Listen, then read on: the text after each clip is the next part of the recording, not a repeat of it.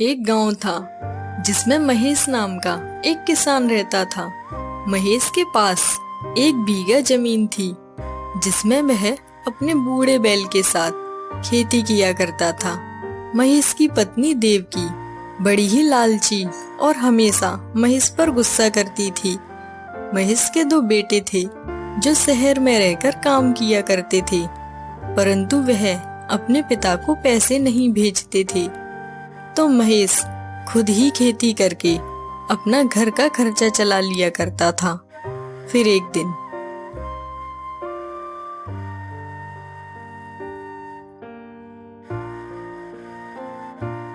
अरे देवकी, ओ देवकी, खाना बन गया क्या? मुझे देरी हो रही है। जी, आप भी सुबह सुबह उठकर देरी का रटना लगाते रहते हैं। मैं भी तो इंसान हूँ, मशीन नहीं। वैसे भी मेरा हाथ बटाने के लिए कोई भी नहीं है। अभी खाना बनने में 10 मिनट और लगेंगे। अरे तुम बस यही बात का रटना लगाती रहती हो। इस समय पर सभी किसान अपने खेतों पर होते हैं और मैं अभी तक घर पर ही हूँ। चलो मैं भी बैल को तैयार करता हूँ, तुम तब तक खाना बांधो। कुछ देर बाद देवकी खाना बांधकर बाहर आती है। ये लीजिए, खाना तैयार हो गया है। लाओ दो, आज तो बड़ी ही देर हो गई है। महेश अपने बैल को लेकर खेतों में काम करने चला जाता है।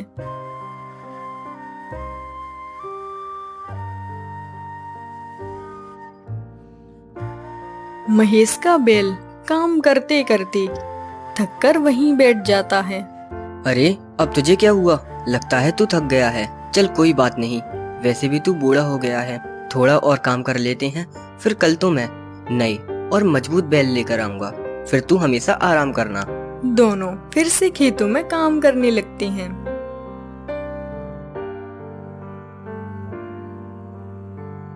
शाम को महेश अपने घर आता है।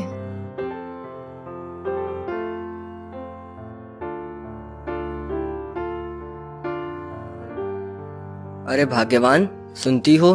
अपने बैल को कुछ खाने के लिए दे दो और उसे पानी भी दे देना। मैं अभी मुंह हाथ धोकर आता हूँ, तब तक तुम खाना लगाओ। सुनिए जी, सुबह से लेकर शाम तक मैं भी घर का काम करते करते थक गई हूँ। आप खुद ही बैल को खाना दे दीजिए। महेश बैल को खाना दे देता है। अरे देवकी, हमारा बैल अब बूढ़ा हो गया है। अब वो खेतों में भी ठीक से काम नहीं कर पाता। मैं सोच रहा हूँ कल ही मैं 2 नए और मजबूत बैल को लेकर आऊं। सुनिए जी, ये तो फालतू के खर्चे हैं। हमारा बैल ही खेतों में काम करेगा। अगर नहीं कर पाता तो इसे कसाई को बेच दो। जो पैसे आए उससे नया बैल खरीद लेना। नहीं देवकी, तुम इतनी कठोर दिल कैसे हो सकती हो? हमारा बैल हमारे साथ काफी दिनों से रहा है, हम उसे बेच कैसे सकते हैं? तो हमारे पास 3-3 बैलों को खिलाने के पैसे कहाँ से आएंगे? मुझे नहीं पता। जब मैंने कह दिया तो कह दिया। कल मैं 2 नए बैल लेकर आऊंगा। अब मुझे इससे ज्यादा इस पर चर्चा नहीं करनी है। ठीक है, जितने बैल लाना है उतने बैल लाइए। कीजिए अपनी मनमानी, मुझे नहीं पता।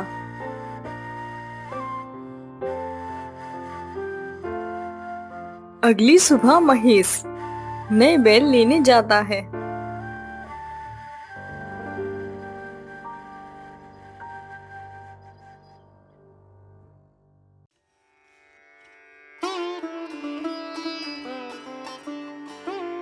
अरे महेश भाई, कैसे हो? और यहाँ आना कैसे हुआ आपका?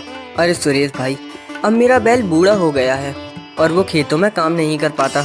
मुझे 2 ऐसे बैल दो जो जवान और मजबूत हों। अरे सही वक्त पे आए हो। 10 दिन पहले ही मेरे पास एक आदमी 2 बैलों को देकर गया है। तुम चाहो तो उन्हें ले सकते हो। अच्छा, तो वो दोनों बैल मुझे दे दो, मैं उनको खरीदना चाहता हूँ। तो कितनी कीमत है उन दोनों की? मैं दोनों बैलों को 30,000 में बेचूंगा, यानी कि एक बैल 15,000 में। क्या इतने सारे? क्या तुम कुछ पैसे कम नहीं कर सकते? देखो भाई महेश, ये बैल मैंने 18,000 रुपए में खरीदे थे, यानी एक बैल 9,000 रुपए में। और ये बैल मैंने 10 दिन पहले खरीदे थे, जिससे मैंने इनको खूब सारा चारा खिलाया। ये जवान है तो चारा भी बहुत खाते हैं, तो मैंने उनका भी मूल्य जोड़ लिया। बात तो तुम्हारी सही है, पर मैं दोनों बैलों को 20,000 रुपए में खरीदूंगा। चलो ठीक है, मैं तुम्हें काफी वक्त से जानता हूँ, तो तुम इन दोनों बैलों को 20,000 रुपए में ही ले जाओ। महेश दोनों बैलों को लेकर अपने घर आ जाता है और देवकी को आवाज लगाता है। अरे देवकी, जरा बाहर तो आओ और बताओ तुम्हें ये दोनों बैल कैसे लगे। हाँ जी, बैल तो बड़े ही जवान और मजबूत हैं। मुझे लगता है आपने इनकी काफी अच्छी कीमत दी है, क्योंकि ये सस्ते तो हो नहीं सकते। हाँ देवकी, बिल्कुल सही पहचाना तुमने। इतने महंगे और मजबूत बैल कोई यूं ही सस्ते में थोड़ी देगा। मैंने इन दोनों बैलों को 20,000 रुपए में खरीदा है। 20,000 रुपए? मुझे तो पता ही था आप यूं ही व्यर्थ में पैसे खर्च कर रहे हैं। इतने पैसे अगर जोड़कर रखते तो कहीं जरूरत में काम आते। अरे भाग्यवान तुम भी ना। अब हमारे पास बैल है ना, तो हम जल्द ही बहुत अच्छी खेती कर लेंगे।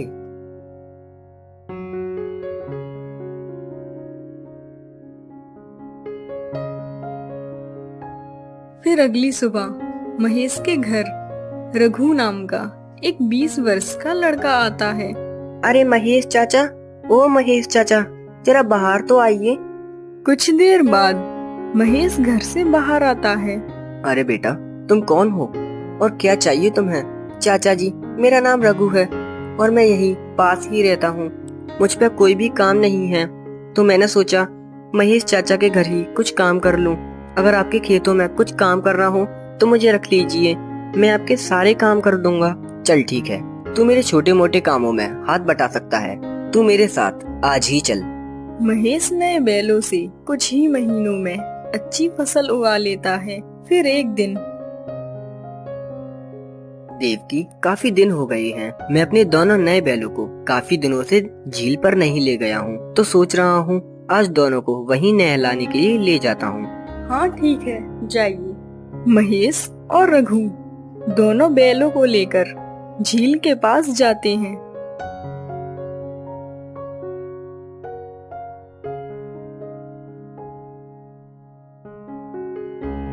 तुम दोनों बहुत दिनों से नदी में नहीं नहाए ना, तो आज जितना नहाना है तुमको नहा लो।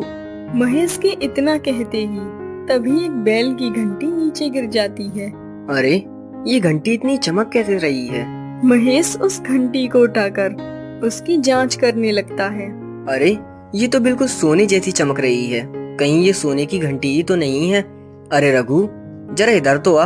अरे क्या हुआ चाचा जी, और ये क्या पकड़े हो? अरे रघु, जरा देख तो, ये घंटी कहीं सोने की तो नहीं है? अरे चाचा जी, ये आपको कहाँ से मिली? ये तो बिल्कुल सोने की लग रही है। अरे रघु, व्यर्थ में ही सपने मत देख, हमें पूरी तरह नहीं पता है कि ये सोने की घंटी है। अरे चाचा जी, हम दोनों बहस क्या कर रहे हैं? एक काम करते हैं, हम इस घंटी को लेकर सोनहार के पास चलते हैं। हाँ, ये बात तूने सही कही है, चलो वहीं चलते हैं। महेश और रघु दोनों घंटी को लेकर सुनहार के पास जाते हैं।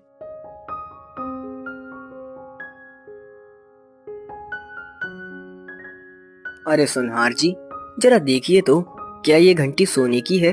अरे, इसमें देखने की क्या बात है, काफी वक्त से सुनहार रह चुका हूँ मैं तो देख के ही बता दूंगा। ये घंटी पूरे असली सोने की है। अगर इसे बाजार में बेचने जाओगे तो इसकी कीमत तुम्हें अधिक मिलेगी। अरे वाह चाचा जी, अब तो आप इस गांव के सबसे अमीर व्यक्ति बन जाओगे। अरे रघु, ये बात सही नहीं है। मुझे लगता है ये दोनों घंटियां उसी व्यक्ति की हैं जिसने मुझे बैल बेचे हैं। मैं ये दोनों घंटी उसको ही वापस दे आऊंगा, क्योंकि मैं किसी का सोना रखना नहीं चाहता। अरे चाचा जी, अगर मैं आपकी जगह होता तो ये गलती भूल के भी नहीं करता। नहीं रघु, हमें कोई नहीं देख रहा, पर हमें भगवान तो देख रहे हैं ना। ये अमानत उसी व्यापारी की है, तो मैं उसको कल वापस दे आऊंगा। महेश और रघु दोनों अपने घर लौट जाते हैं और महेश सारी बात अपनी पत्नी को बता देता है। अरे वाह जी, अब हम तो बहुत अमीर हो जाएंगे। नहीं देवकी, ये अपराध मैं नहीं कर सकता। ये दोनों घंटी उस व्यापारी की हैं, तो मैं कल उसे वापस कर आऊंगा। जी आप पागल तो नहीं हो गए? अगर हम ये सारा सोना रख लेंगे तो हम इस गांव में सबसे धनवान व्यक्ति बन जाएंगे। नहीं देवकी, अगर हमारे भाग्य में बहुत सारा धन लिखा होगा तो हमें हमारी मेहनत से मिल जाएगा, परंतु मुझे ये मिला हुआ सोना नहीं चाहिए।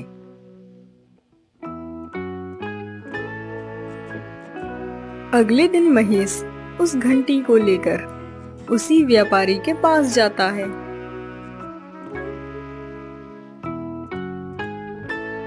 अरे भाई, ये दोनों घंटियां आपने शायद मुझे उन दोनों बैलों के साथ दे दी थी, पर आप शायद भूल रहे हैं ये सोने की है और ये आपकी अमानत है, आप ही रखिए। अरे नहीं महेश, मुझे तो पता भी नहीं था ये घंटी सोने की है। मुझे जिस व्यक्ति ने ये दोनों बैल बेचे हैं, मैंने तो बस इनको खाना खिलाया है जब से, और तू आया तो तुझे बेच दिए। अगर ये घंटी मेरे भाग में होती तो मैं इन्हें पहले ही ले लेता, पर मैंने अब इनको काफी कम मूल्य में तुमको बेच दी हैं। अब मैं इनको नहीं ले सकता। अरे नहीं नहीं भाई, मैं किसी और का सोना नहीं ले सकता। तो हम एक काम करते हैं, हम इन घंटियों को बेचकर गांव में एक कुआं खुदवा लेते हैं, जिससे काफी सारे गांव वाले खुश हो जाएंगे। हाँ भाई, ये बात तो तुमने सही कही है। अब हम यही करेंगे। दोनों मिलके गांव में एक कुआं खुदवाते हैं और सारे गांव वाले बहुत ही खुश होते हैं। सभी किसानों की खेती बहुत अच्छी होने लगती है।